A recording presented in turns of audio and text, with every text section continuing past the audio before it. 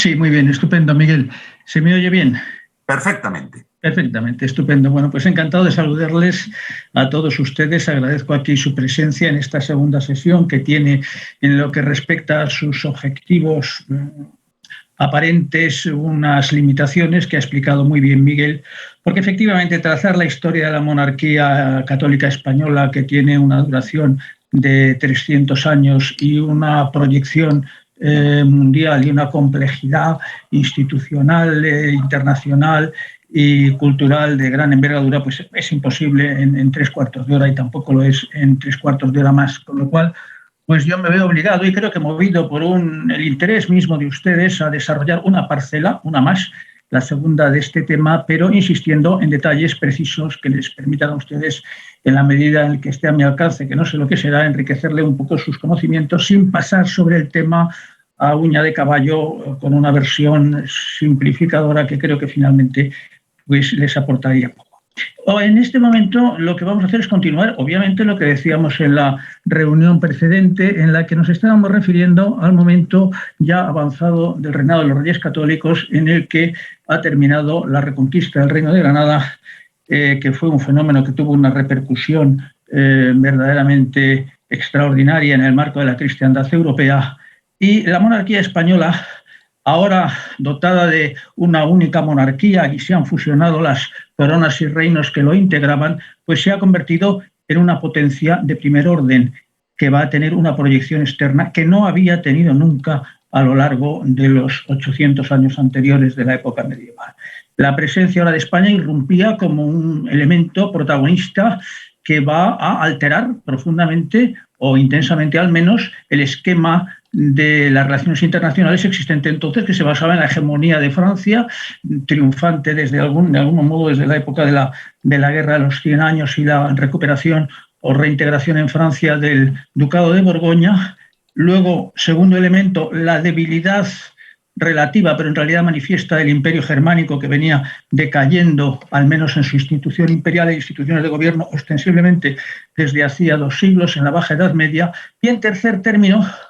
el equilibrio interno de Italia, que desde la llamada Paz de Lodi pues disfrutaba de una relativa tranquilidad, fenómeno infrecuente en Italia, donde territorio que ahora en esta época gozaba de una riqueza en sus numerosos principados extraordinarios y sobre todo de un auge cultural, intelectual, artístico sin parangón, pues sin embargo adolecía siempre de esa tendencia a las rifirrafes internos que convertía a Italia en un país tan admirable y apetecible de contemplarse como de conquistarse, ¿no? Es decir, que era un país amenazado, y veremos cómo en realidad la presencia española ahí va de alguna manera a liberar muchos de los peligros que se cernían sobre la propia Francia. La proyección externa de España se va a producir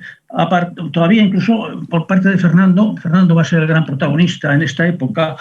con sus extraordinarias dotes para la diplomacia, de las que va a ser un maestro acreditado en la historia con un reconocimiento de su capacidad mundial. Se le ha acusado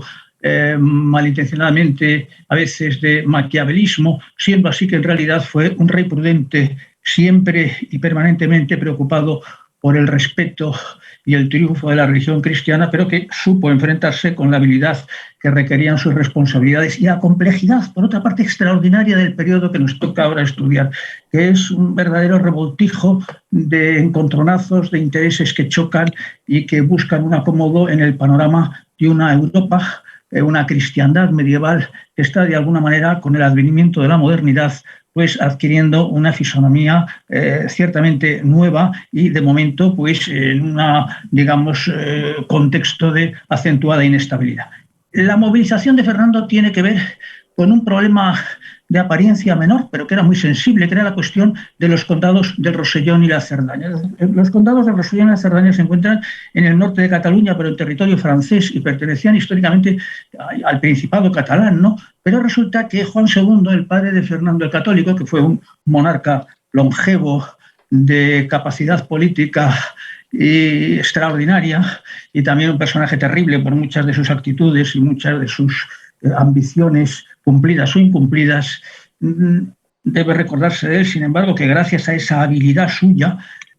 pues fue posible que se realizara, porque había muchas objeciones al mismo y dificultades, el matrimonio de Isabel y Fernando, que estuvo a punto de no celebrarse, de naufragar en su pretensión, y si se logró fue gracias a las habilidades y el genio de Juan II, que en ese aspecto tiene ese papel significativísimo en la historia de España. Pero el personaje realmente difícil se enfrenta en un determinado momento con los catalanes. Hay una rebelión catalana en contra suya. Fíjense ustedes que los catalanes le tenían en aquel momento por el peor rey del mundo, decían, ¿no? Porque su carácter autoritario pues había conducido allí a una situación sin mucha salida. Y él se encontró allí contra las cuerdas y recurrió a una fórmula muy peligrosa, que era solicitar la ayuda económica para poder salir adelante con la rebelión del rey de Francia, Luis XI,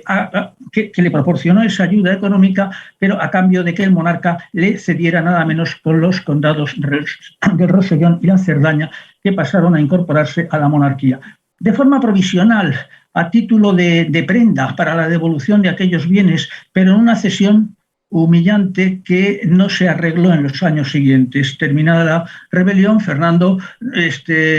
II reclamó la devolución o reintegración de los condados, pero Francia contestó con un radical non possumus y no se hizo nada. Murieron los reyes, Juan II, el rey de Francia entonces, que era Luis XI, y esta es una problemática grave de la que fue heredero Fernando. Fernando tuvo este tema muy presente en la primera parte de su reinado, no pudo ocuparse de él porque estaba envuelto en otras cuestiones tan graves como la Guerra de Granada, pero cuando la Guerra de Granada ya entraba muy avanzada, empezó a moverse y reclamó a Francia la devolución de estos principados y recibió la consabida negativa por parte del nuevo rey, que entonces era un personaje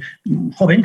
Carlos VIII, que le dijo que no, que nada de nada, que no había devolución que valiera. Y entonces Fernando comenzó a moverse a escala europea, a escala internacional, buscando alianzas para poder enfrentarse en condiciones a las pretensiones negativas de Francia, y en este sentido pues realizó distintas actividades, de las cuales la más importante fue en 1488, todavía no se ha completado la reconquista de Granada, una alianza con Inglaterra. La alianza con Inglaterra, que fue con Enrique VII de Inglaterra, y que se formalizó en forma del célebre matrimonio de la princesa Catalina con el futuro Enrique VIII de Inglaterra. Bueno, en realidad el matrimonio inicial fue con otro príncipe primero, heredero de Inglaterra, que falleció, el príncipe Arturo, y luego el matrimonio, hubo un segundo matrimonio de la pobre Catalina con Enrique VIII. Esta alianza, que luego terminó, como es sabido, de forma una evolución muy compleja, en la que se produjo incluso el divorcio y el cisma de Inglaterra, pero en todo caso hay que tenerlo en cuenta, que esta alianza con Inglaterra va a ser muy importante para la expansión de la corona española, que tenía que habérselas con un enemigo tan fundamental, potente y reacio a las componendas como era Francia.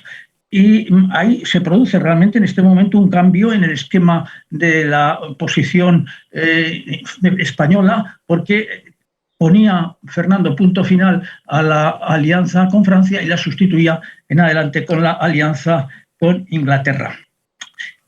Bueno, esto es así, esta situación va evolucionando favorablemente para Fernando, pero se produce ahí un hecho no fortuito, digamos, un hecho verdaderamente sorprendente que va a propiciar no solo la recuperación de esos condados, sino muchas más cosas, y que va a ser la decisión tocante, fruto de lo que se conoce a veces con el nombre de el sueño de Francia, ¿no?, de Carlos VIII,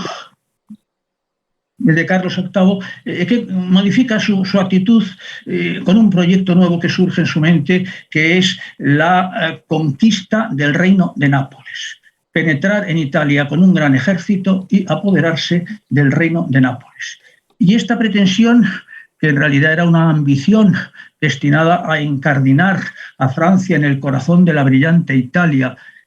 tenía o se justificaba con una doctrina política, que era los derechos de la Casa de Anjou, de la antigua y extinta Casa de Anjou, de las que era heredero y titular el rey. Los Anjou, ¿qué explicación tiene esto? Bueno, pues hay que recordar lo siguiente. Allá por el siglo XIII, la Casa Imperial de Hohenstaufen imperial alemana, a la que le fueron muy mal los asuntos en Alemania, se había desplazado desde la época del célebre y controvertido Federico II, se había instalado en el sur de Italia, en el llamado Reino de las Dos Sicilias, la Sicilia continental y la Sicilia insular, Nápoles y Sicilia con Palermo, donde constituyó un reino, el llamado así Reino de las Dos Sicilias, con la autorización del Papa. Pero las relaciones entre el Papa y los Hohenstaufen se deterioraron, un rifirrafe relacionado con el complicado equilibrio italiano, y el Papa pues le retiró, depuso de la dignidad real a la decadente dinastía de los Hohenstaufen y se la encargó el gobierno del Reino de las Dos Sicilias a un príncipe francés, hermano de San Luis de Francia, que fue personaje célebre históricamente, Carlos de Anjou, que efectivamente realizó una maniobra que ahora de alguna manera pretende imitar su sucesor Carlos VIII, que fue entrar en Italia y apoderarse del Reino de las Dos Sicilias, expulsando definitivamente a la casa de Hohenstaufen, que va a extinguirse. Sin embargo, los sicilianos no aceptaron aquella tutela, por lo demás, despótica de los franceses, se sublevaron, son las famosas vísperas sicilianas, y nombraron rey nada menos que a Pedro III el Grande de Aragón, un monarca de reinado corto, pero figura extraordinaria, que asumió ese título, que se basaba, por otra parte, esta concesión, decisión de la aristocracia siciliana, pero que se justificaba por el hecho de que Pedro III el Grande estaba casado con una princesa Constanza de la casa de los Hohenstaufen, ¿no? Y entonces nos encontramos aquí con que Pedro III se convierte en monarca de Sicilia. Esta conquista de Sicilia tuvo para la corona de Aragón una importancia enorme y puede decirse de alguna manera que supone un hito, hay autores que así lo consideran, un hito fundacional del Imperio español, porque efectivamente la España de este momento tenía una proyección imperial, mini imperial si se quiere, pero importante en el ámbito mediterráneo, representado por la actividad de los catalano-aragoneses, que desde una época anterior a Pedro III el Grande, del siglo XII y XIII, se habían expandido en el Mediterráneo, en el Tirreno y el Mediterráneo central, y sobre todo, y de forma muy particular, en las costas magrebíes, Berbería, pues como comerciantes, que habían fundado una serie de establecimientos comerciales o fundo, que había suscrito una serie de acuerdos, algunos de ellos de sumisión a Barcelona por parte de los príncipes de aquella zona, y por lo tanto representaba un imperio comercial de gran interés, al que venía ahora a añadirse de forma brillante Sicilia. Enseñar a ustedes una cosa curiosa que les va a llamar la atención, es un inciso breve. Miren, fíjense ustedes, no sé si se ve, no sé si se deja ver, no se ve el libro este, no sé si se deja meter en la cámara, no se deja meter en la cámara, nos metemos. Bueno, veo que la imagen es confusa. Le explico a ustedes, se trata de un libro espléndido, es una curiosidad que les señalo nada más, para que vean ustedes lo que es, o puede ser, si no me equivoco yo, si me equivoco, díganmelo ustedes si alguien tiene datos al respecto. Hay este libro que tiene la friolera de 700 páginas, que se titula L'Espagne catalane et le Maghreb au XIIIe et XIVe siècle, es decir, la España catalana y el Magrib en los siglos XIII y XIV. Y es una obra monumental, obra de un autor que se llama Carlos Manuel Dufour, que se llamaba, ya desaparecido, este es un libro del año 1966, donde se hace un estudio exhaustivo y de una calidad y de una precisión historiográfica espléndida sobre la expansión catalana en el Mediterráneo. Este autor es autor de otras obras de menor cuantía sobre la vida de los musulmanes en España, era historiador y arabista. Dato curioso, esos libros han sido traducidos todos reiteradamente y esta obra magnífica no lo ha sido nunca. Permanece ahí en francés para lectores francófilos o francófonos o francoparlantes, que no para los castellanos. ¿Por qué no lo han traducido? Siendo así que se traduce todo, pues yo sospecho que por el título. La España catalana y el Magrib. Es un libro escrito en 1966 y trata a los catalanes insistentemente como de españoles, mala carta de recomendación para su traducción al castellano. No lo ha sido, por sorprendente que sepa, siendo así que es una de las obras eruditas mayúsculas sobre la historia de Cataluña. Pero a lo que íbamos. Cataluña ha formado ahí un pequeño imperio italiano que se va a ampliar luego con una nueva intervención de otro rey aragonés, Alfonso V el Magnánimo, que a lo largo de una trayectoria personal como rey de Sicilia extraordinariamente activa y un tanto novelesca logró hacerse con el trono de Nápoles. Este monarca fue rey de Aragón, de la corona aragonesa, rey también de las dos Sicilias y de un verdadero imperio colonial. Con la peculiaridad de que luego, cuando fue a morir, en vez de dejarle su herencia a su hermano Juan II y luego de esa manera a Fernando el Católico completa, no, desgajó Nápoles y se lo dejó a un hijo bastardo, seguramente porque temía que la incorporación también de Nápoles a la corona aragonesa suscitaría muchos recelos en Italia. Pero la situación era esta. Fernando el Católico en realidad teóricamente tenía mejores derechos que aquel Ferrante, que era el nombre de ese bastardo, porque en el derecho medieval un bastardo no podía heredar un reino y el pariente más próximo era Fernando el Católico. Pero esta era la situación en este momento y aquí es donde se inscriben las pretensiones angevinas o de la casa de Anjou, de las que detenta este monarca, Carlos VIII, y que va a pretender, haciendo uso de aquella perdida tradición angevina, invadir Italia. Pero sabía que no podía hacerlo, dada la situación y el significado potencial del Reino de España en este momento, sin la aquiescencia de Fernando. Y recurrió a él para pedirle que le autorizase, de alguna manera, es decir, que se mostrase neutral en aquella intervención, y Fernando aceptó. No intervendría, le permitía adentrarse, o no le iba a impedir adentrarse en Italia, y es más, se comprometía incluso a ayudarle contra sus enemigos. Pero como es sabido, con una cláusula restrictiva, le ayudaría contra sus enemigos, excepto el Papa. Esta era una cláusula frecuente, bueno, excepto el Papa. El Papa era una institución sagrada y contra él no se podía, al menos teóricamente, hacer la guerra. ¿Y qué recibía a cambio Fernando? Pues el Rosellón y la Cerdaña gratuitamente. Fernando reintegró el Rosellón y la Cerdaña a los reinos de la Corona de Aragón y él y la reina Isabel fueron recibidos majestuosamente en la ciudad de Perpiñán, quedando completada una de las primeras misiones que se había propuesto Fernando. La entrada de Carlos VIII no tuvo la fluidez que él esperaba, se enfrentó efectivamente con el Papa, se inició una guerra, se formó una Liga Santa, nombre con el que se conoce, hubo otras en esta época, como pueden imaginarse, aquellas ligas internacionales o bélicas en las que intervenía el Papa, como autoridad sagrada, y de ahí ese término de la Liga Santa. Esta liga pues se resolvió rápidamente, porque ya ahí empiezan las grandes victorias militares españolas. El gran capitán desembarcó en el sur de Nápoles, en Calabria, y derrotó, pero a una velocidad prodigiosa, al ejército francés, que tuvo que abandonar sencillamente, retraerse al norte de Italia, y dejó Nápoles en las manos de Fernando. La situación quedaba restablecida con un cauce positivo, la expulsión de los franceses, y los sucesores de Ferrante recuperaron el trono, pero por poco tiempo, porque el conflicto por Nápoles va a reaparecer en un segundo momento, y ante la presión y las maquinaciones de Luis XII, Fernando se decidió en este caso por un paso que tenía un cierto componente de lo que se llama la Realpolitik, y que consistió, bueno, puesto que te empeñas, vamos a pactar el reparto del reino. Y el reino, efectivamente, donde los Ferrante y familia no tenían o encontraban apoyo ninguno, pues fue repartido en un reparto que inmediatamente se convertiría, a través de un primer